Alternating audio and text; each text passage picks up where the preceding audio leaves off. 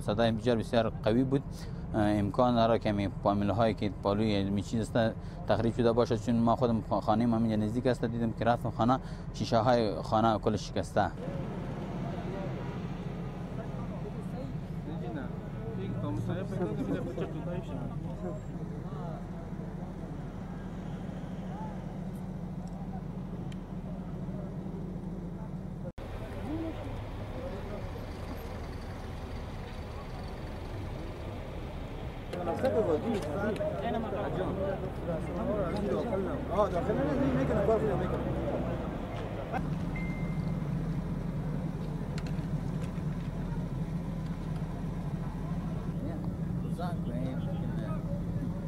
نه بیخی بخار است، این تانک توی از اینجا اوسو شروع میشه.